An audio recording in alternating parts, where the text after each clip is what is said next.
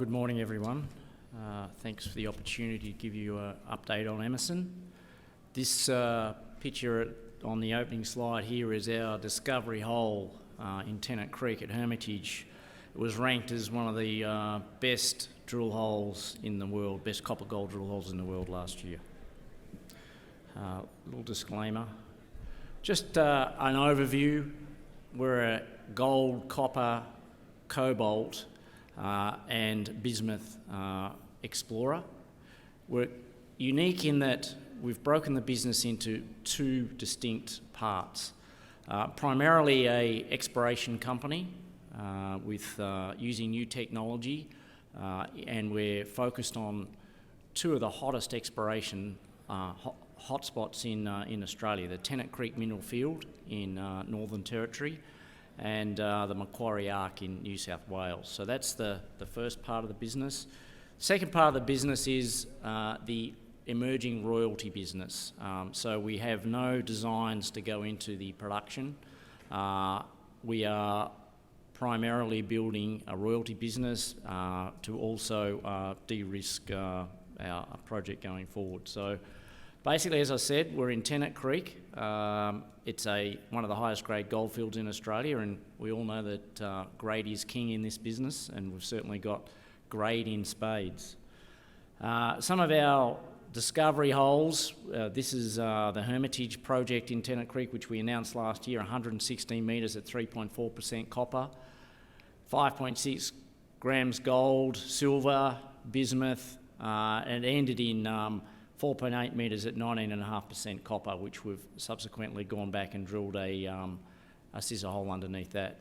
So some absolute cracker results. For the technically minded, these are iron oxide copper gold deposits. So they're hosted in hematite and magnetite. Just before the start of the wet season last year in Tennant Creek, we also discovered what we call the Golden 40 North project. It's phase 1 drilling.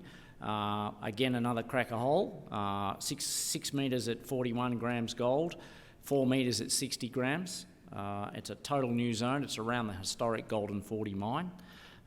And there's more results coming out in the next probably 2 or 3 weeks on that.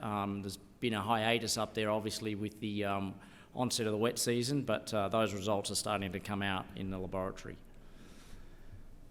So we've got a pathway to grow and realise value from Tennant Creek. We believe it's a low-risk pathway. We've got a good track record of discoveries. We know how to find these things.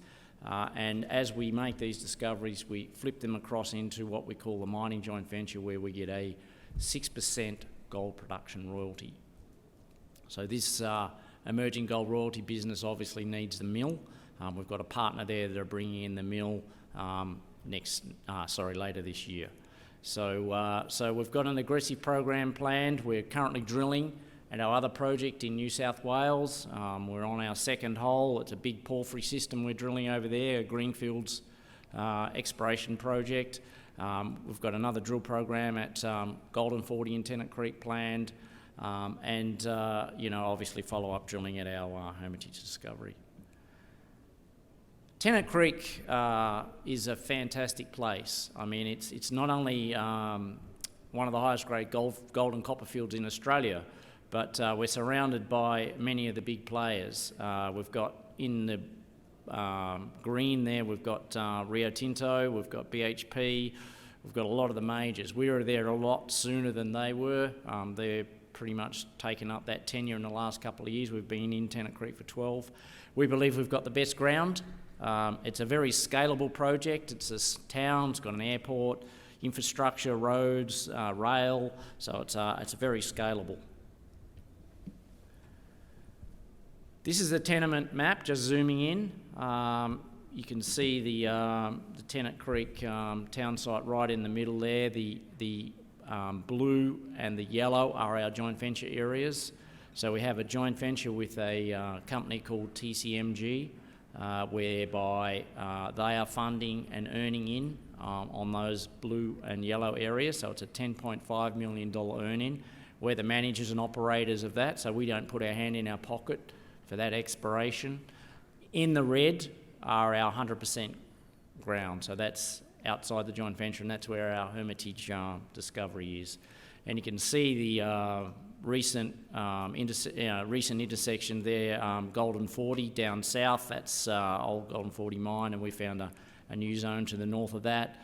Just above that is where our joint venture partner's putting in the CIL mill later this year. So at the moment, as we stand today, these are stranded assets. And the mill obviously will, I think, be a big catalyst for us, because that's obviously, once the mill's in place and starts mining, that'll unlock the value in our royalty business. So part of the discovery team, as I said, one of the best global copper intersections last year. This is what it looks like. The red is the magnetic anomaly. As I said, these are IOCG deposits, so the host is basically magnetite, so quite a strong magnetic anomaly. The blue is the actual mineralisation within the iron oxide assemblage. So you can see there the discovery hole. Now these are tabular to pipe-like subvertically plunging bodies, so they've got a relatively small cross-sectional area. You can see from the slide there that we went through, it's an RC drill hole. The discovery hole was an RC drill hole, so they're chips. We went through malachite, then we went into a native copper zone, probably about 30 metres of native copper. Then we punched down through into primary chalcopyrite with high-grade gold. We did angled scissor hole underneath this, and again, similar sort of mineralogy in terms of we had the oxide zone, native copper zone, then down into the primary zone.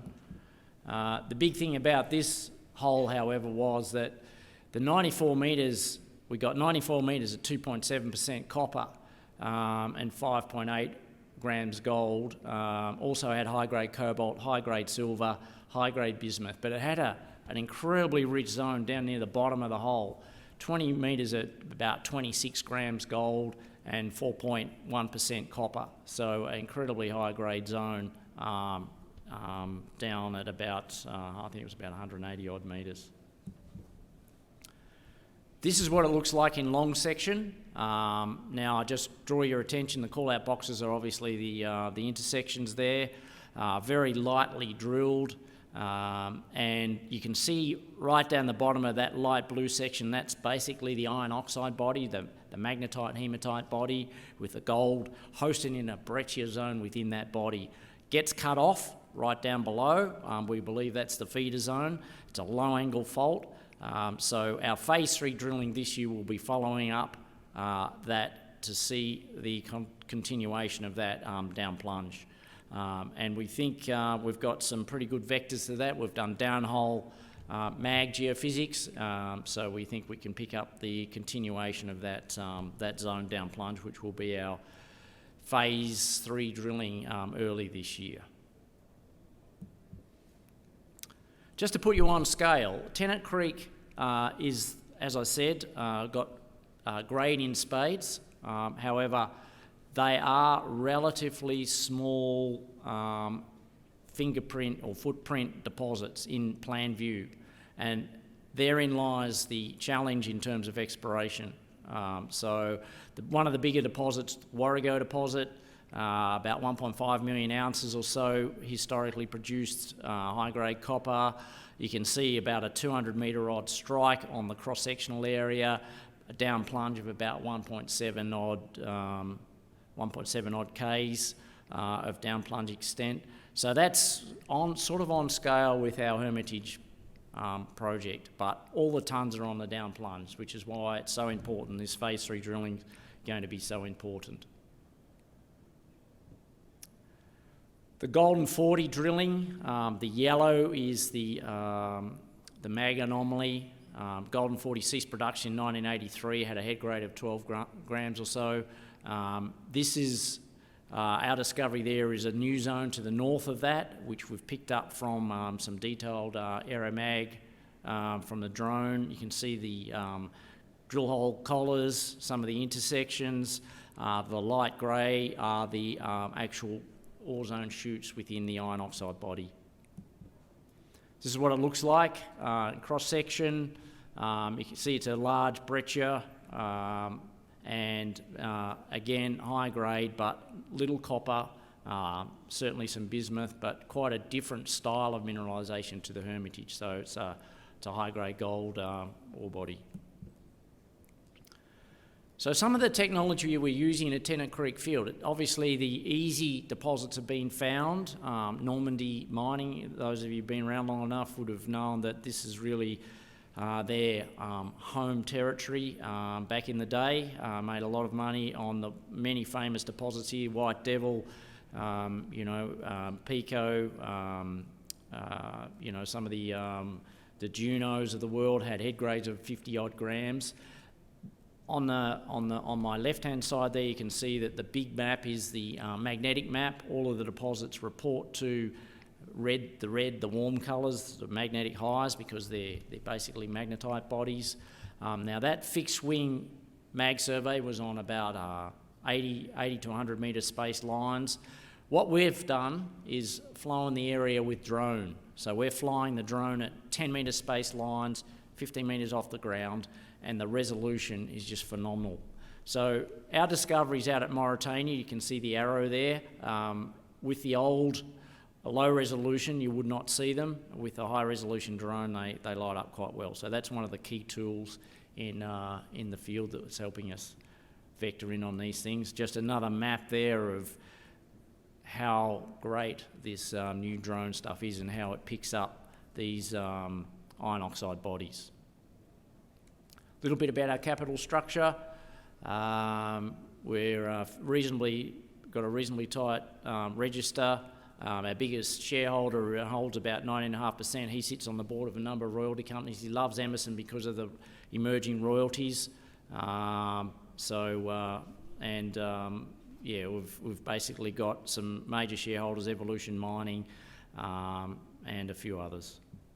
The board of directors, our land position, we've got, as I said, a joint venture with TCMG, they're funding us, and also we've got a number of resources already ready for mining. Mauritania, Chariot, and hopefully Golden 40 will also flip into that mining joint venture.